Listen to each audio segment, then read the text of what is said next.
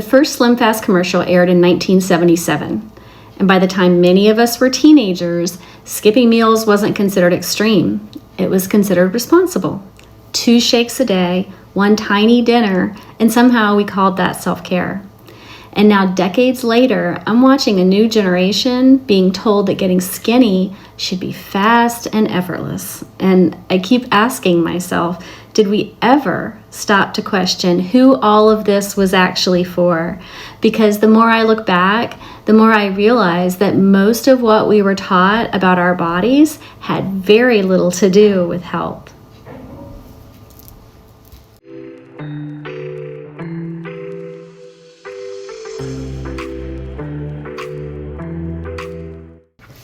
I grew up in a world where women were literally praised for being hungry. I remember when the Special K challenge was this revolutionary thing, 2 bowls of cereal a day, before and after photos everywhere, and the promise that you could shrink yourself in 2 short weeks if you just tried hard enough. SlimFast, low-fat everything, hydroxycut in the 90s, fat burners, which were only a short jump from being amphetamines, all of it using language like discipline and control. And I've watched the definition of the ideal body change over and over again. Remember the pinch and inch mindset?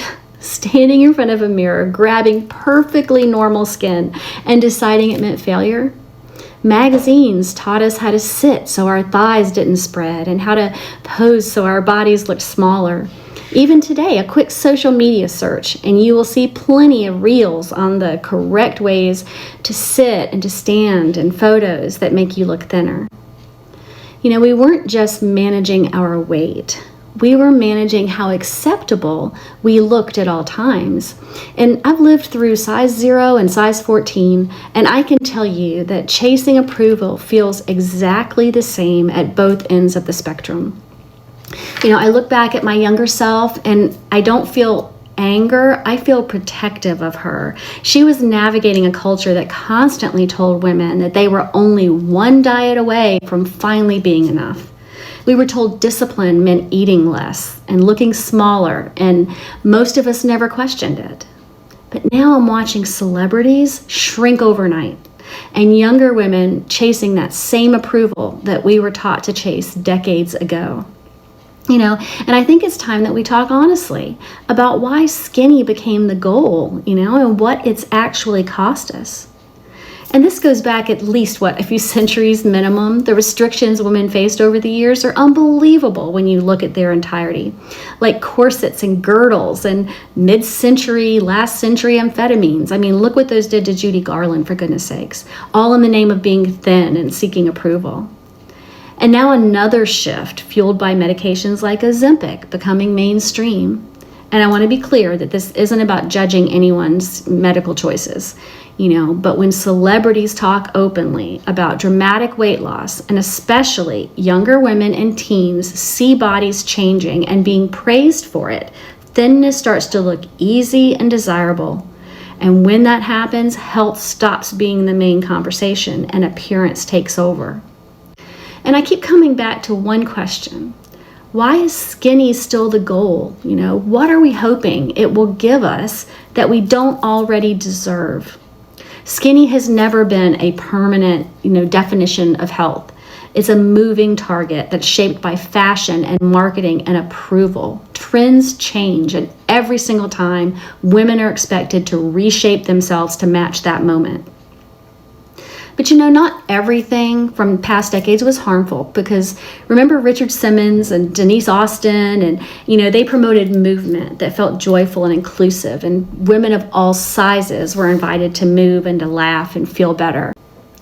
And now many Gen X and early millennial women are living with long-term effects that comes from decades of dieting, slower metabolism, hormonal changes, bone density concerns, and a really complicated relationship with food.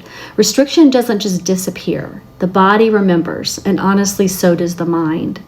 Even now, after 40 years of adulthood, I still catch myself sometimes standing in front of a mirror or looking at a photo, and I'm still internally criticizing my appearance.